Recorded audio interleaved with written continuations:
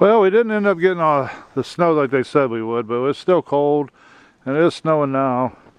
But I thought I'd come out and do a cold start video for y'all before it gets dark on me. I need to finish up a couple things on the plow to get it going. And so, here we go. It's carbureted, so it needs a few pumps to get going.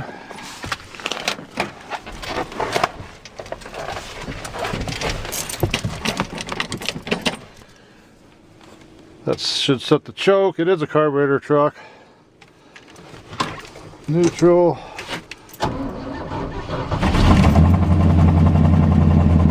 There you go. One twist of the key.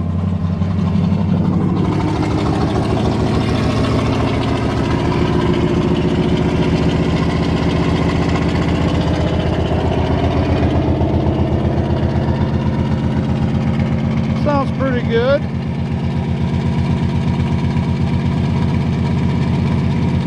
On high idle, it'll start kicking up dirt a little bit more.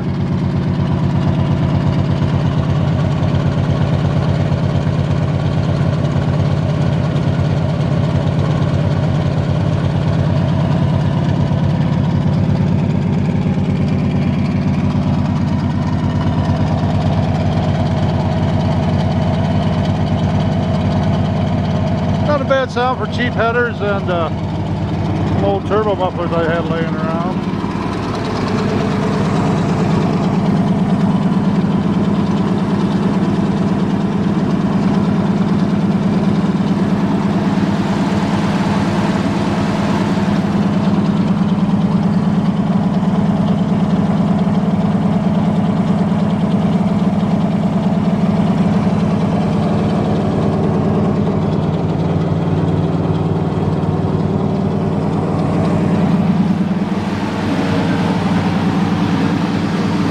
Close this up for a second here and clean off that hood, and I'll show you some more of the engine stuff. Okay, that was kind of cold getting that hood open. It's getting colder. So let's see if we can kick this thing down.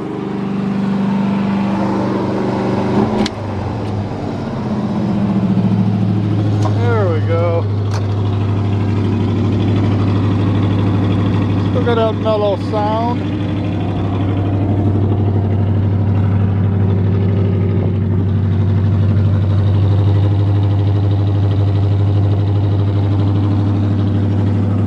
Anyway, I thought I'd tell you a little bit more about the engine while I got it running here. I'm just waiting for it to warm up.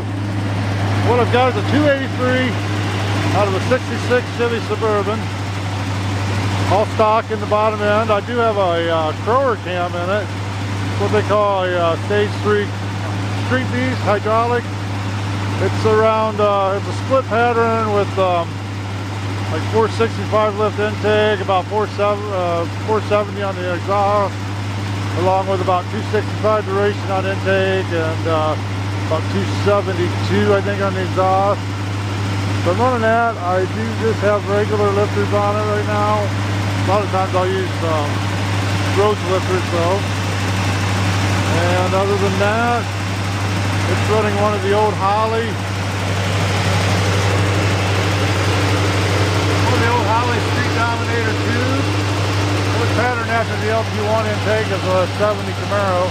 Really good intake, never really been poured or anything. So it's a good size for the smaller 283 engine.